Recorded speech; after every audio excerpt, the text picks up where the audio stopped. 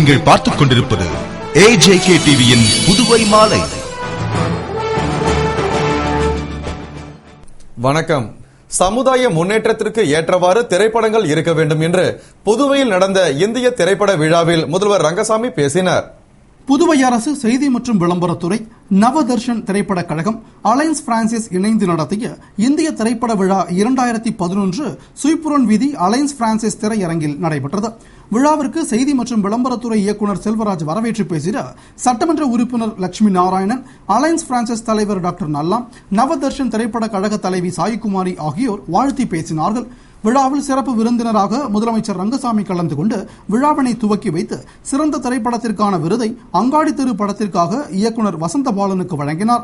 பின்னர் பேசுகையில், நல்ல திரைப்படங்களுக்கு பரிசு வழங்கினால் மேலும் பல நல்ல படங்களை உருவாக்குவர் என்ற எண்ணத்தின் அடிப்படையில் இந்த விருது வழங்கப்படுகிறது என்றும், சமுதாயம் மற்றும் இளைஞர்கள் முன்னேற்றத்திற்கு ஏற்றவாறு திரைப்படங்கள் இருக்க வேண்டும் என்றும் பேசினார். நிறைவாக செய்தி விளம்பரத்துறை உதவி இயக்குநர் மோனிக் சேவியோ நன்றி கூறினார். புதுவை சாரம் கலெக்டர் அலுவலகத்தில் இடைத்தேர்தலை முன்னிட்டு சட்டம் ஒழுங்கு தொடர்பான ஆலோசனைக் கூட்டம் நடைபெற்றது. புதுவை இந்திரா நகர் தொகுதிக்கான இடைத்தேர்தலை முன்னிட்டு சட்டம் ஒழுங்கு தொடர்பான ஆலோசனைக் கூட்டம் சாரம் கலெக்டர் அலுவலகத்தில் நடைபெற்றது. கூட்டத்திற்கு மாவட்ட கலெக்டரும் தேர்தல் அதிகாரியுமான திரு தீபக்குமார் தலைமை தாங்கினார். கூட்டத்தில் இந்திரா நகர் தொகுதி இடைத்தேர்தலை அமைதியாகவும் நேர்மையாகவும் நடத்துவது குறித்து ஆலோசனை நடத்தப்பட்டது. மேலும் பதற்றமான வாக்குச்சாவடிகள் ஏதும் உள்ளதா என்று ஆராயப்பட்டது மற்றும் பதற்றமான வாக்குச்சாவடிகளில் பாதுகாப்பை பலப்படுத்துவது குறித்தும், அசம்பாவிதங்கள் நடைபெறாமல் அமைதியாக தேர்தல் நடத்துவது குறித்தும் ஆலோசனை நடத்தப்பட்டது. கூட்டத்தில் இந்திரா நகர் தொகுதி தேர்தல் நடத்தும் அதிகாரி மலர்கண்ணன், எஸ்பிக்கள் சிவதாசன், நந்தகோபால் மற்றும் போலீஸ் அதிகாரிகள் பலர் கலந்து கொண்டனர். புதுவை உப்பளத்தில் பட்டப்பகலில் ஒரு கும்பல் ஆயுதங்களுடன் வீடு புகுந்து அதிமுக பிரமுகரை சரமாரியாக வெட்டி கொன்றது. இதனால் அப்பகுதியில் பதற்றம் நிலவுகிறது. புதுவை வானராப்பேட்டையைச் சேர்ந்த கந்தசாமி என்ற அண்ணா திராவிட முன்னேற்ற கழக பிரமுகர் மீது கொள்ளை உள்ளிட்ட பல்வேறு வழக்குகள் உள்ளது. மேலும் இவர் பெயர் முதலியார்பேட்டை காவல் நிலையத்தில் ரவுடிகள் பட்டியலிலும் இடம்பெற்றிருந்தது. மேலும் கடந்த 2009ஆம் ஆண்டு முன்விரோதம் காரணமாக சிலர் அவரை கொலை செய்ய முயன்றனர். ஆனால் அவர் அதிர்ஷ்டவசமாக உயிர் தப்பினார். இந்நிலையில் கந்தன் நேற்று பிற்பகல் தமது குழந்தைகளை அழைத்துக் கொண்டு வீட்டிற்கு வந்தபோது 10 பேர் கொண்ட கும்பல் வீடு புகுந்து பயங்கர ஆயுதங்களால் சரமாரியாக வெட்டியது. மேலும் வீதிக்கு இழுத்து வந்து கந்தனின் உடலை கூறு போட்டது. சத்தம் கேட்டு ஓடி வந்த அவரது மாமனார் அந்தரத்தை தலையில் அடித்து தாக்கிவிட்டு தப்பி ஓடியது. பட்டப்பகலில் நடந்த இந்த கொடூர சம்பவத்தால் அப்பகுதி மக்கள் அதிர்ச்சியில் உறைந்தனர். இந்த கொடூர கொலையினால் அப்பகுதியில் பரபரப்பு ஏற்பட்டது. தகவலை அறிந்த கந்தனின் உறவினர்கள் மற்றும் ஆதரவாளர்கள் அவரது வீட்டின் முன் திரண்டனர். இது தொடர்பாக எஸ்எஸ்பி சந்திரன், தெற்கு எஸ்பி நந்தகோபால், முதலியார்பேட்டை இன்ஸ்பெக்டர் சுப்பிரமணியன் மற்றும் அதிரடிப்படை பாலகிருஷ்ணன் ஆகியோர் சம்பவ இடத்தை பார்வையிட்டு விசாரணை நடத்தி வருகின்றனர்.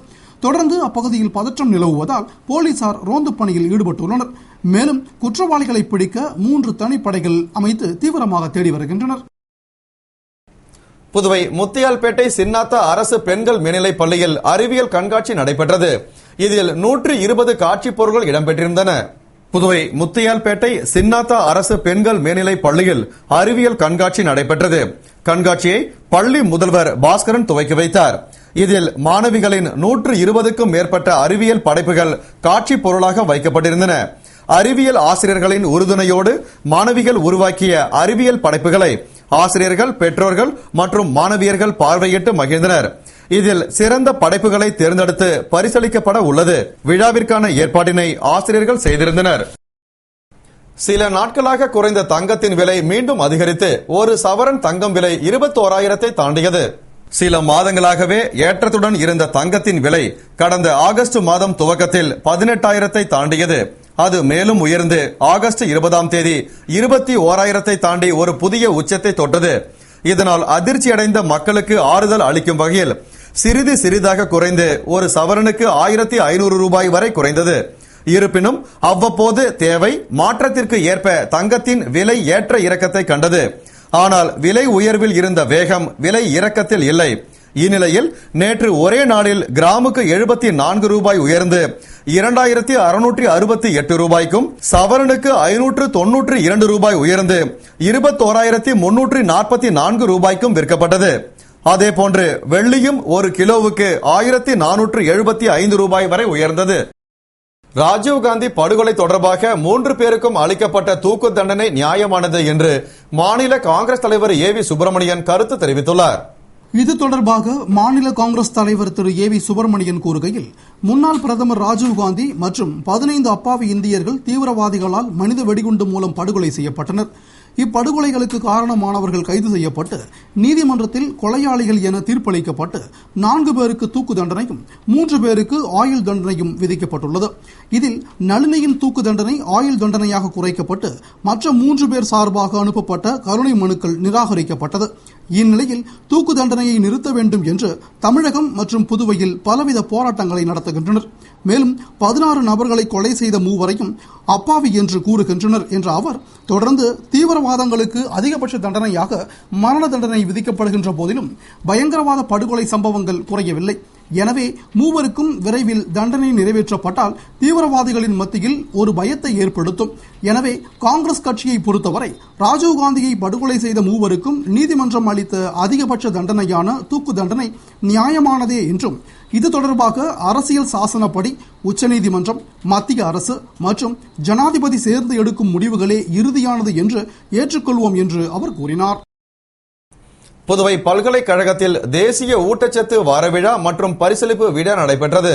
புதுவை பல்கலைக்கழக புவி அறிவியல் கருத்தரங்கு கூடத்தில் தேசிய ஊட்டச்சத்து வார விழா நடைபெற்றது. விழாவில் பல்கலைக்கழக இயக்குநர் பேராசிரியர் ராமதாஸ் தலைமையில் அறிவியல் துறை தலைவர் டாக்டர் மதுர் வரவேற்று பேசினார். சிறப்பு விருந்தினராக இந்திய கவுன்சில் மருத்துவ ஆராய்ச்சி கழகத்தில் ஊட்டச்சத்து துறை தலைவர் டாக்டர் சசிசேகரன் கலந்து கொண்டு கடைபிடிக்க வேண்டிய உணவு முறைகள் குறித்து சிறப்புரையாற்றினார். விழாவினை முன்னிட்டு நடைபெற்ற போட்டிகளில் வெற்றி பெற்றவர்களுக்கு பரிசுகள் வழங்கி அவர் பாராட்டினார். நிறைவாக பேராசிரியர் பிரதீப் குமார் ரெட்டி நன்றி கூறினார். விழாவில் பேராசிரியர்கள் மற்றும் மாணவ மாணவிகள் கலந்து கொண்டனர்.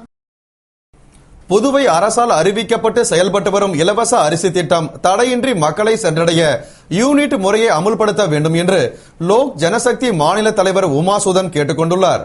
இது தொடர்பாக லோக் ஜனசக்தி கட்சியின் மாநில தலைவர் உமாசுதன் கூறுகையில், லோக் ஜனசக்தியின் தேசிய அளவிலான பாராளுமன்ற உறுப்பினர் ராம்விலாஸ் பஸ்வான் தலைமையில் நடைபெறும் பயிற்சி முகாமில் பங்கேற்க எனது தலைமையில் புதுவை நிர்வாகிகள் குஜராத் செல்ல உள்ளோம் என்றும், மேலும் புதுவையில் ஆதி திராவிடர்களுக்கு ஒதுக்கப்படும் சிறப்பு கூறு நிதியினை அந்த துறையை சார்ந்த அமைச்சரே கட்டுப்பாட்டில் வைத்துக் கொள்ள வேண்டும். நலவழித்துறை, சுகாதார துறைகளில் நிலவும் குறைகளை களைய சிறப்பு நடவடிக்கைகளை முதல்வர் மேற்கொள்ள வேண்டும்.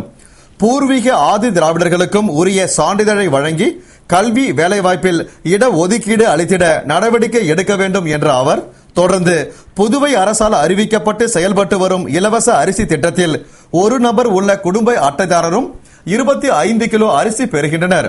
4 நபர் மற்றும் அதற்கு மேற்பட்ட நபர்களை கொண்ட அட்டைதாரரும் 25 கிலோ அரிசி பெறுகின்றனர். இத்திட்டத்தால் அரசின் அதிகப்படியான நிதி வீணாகி கொண்டிருக்கிறது. எனவே அரசின் திட்டங்கள் தடையின்றி மக்களை சென்றடைய யூனிட் முறையை அமுல்படுத்தி நபர் ஒன்றுக்கு இத்தனை கிலோ அரிசி என்ற திட்டத்தை கொண்டு வர வேண்டும் என்று கூறினார். மாநிலம் முழுவதும் திட்டங்களை ஒரே நேரத்தில் செயல்படுத்த வேண்டும் என்று முதல்வர் ரங்கசாமிக்கு சட்டமன்ற உறுப்பினர் நாஜிம் கோரிக்கை விடுத்துள்ளார்.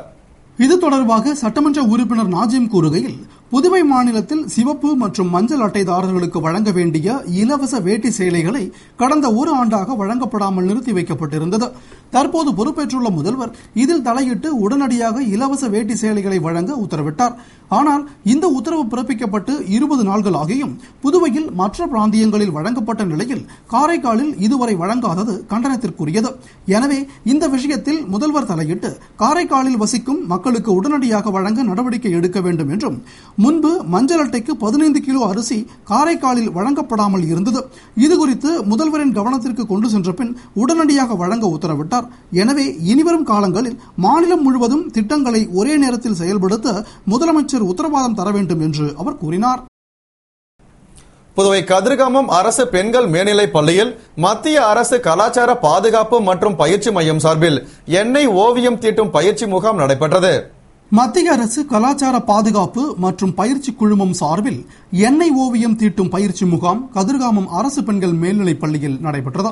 நிகழ்ச்சியில் பள்ளி முதல்வர் நடராஜன் தலைமையில் துணை முதல்வர் சோமசுந்தரம் முன்னிலையில் திட்ட ஒருங்கிணைப்பாளர் நளினா வரவேற்று பேசிட ராஜபெருமாள் எண்ணெய் ஓவியம் வரைவது குறித்து மாணவிகளுக்கு பயிற்சி அளித்தார் மற்றும் ஓவியங்களின் சிறப்புகள், வண்ணம் தீட்டும் முறை, ஓவியங்களின் வகைகள், பண்டைக்கால ஓவியத்தில் இருக்கும் சிறப்புகள், இயற்கை வண்ணங்கள் தயாரிக்கும் முறை ஆகியவற்றை பற்றி எடுத்துரைத்தார்.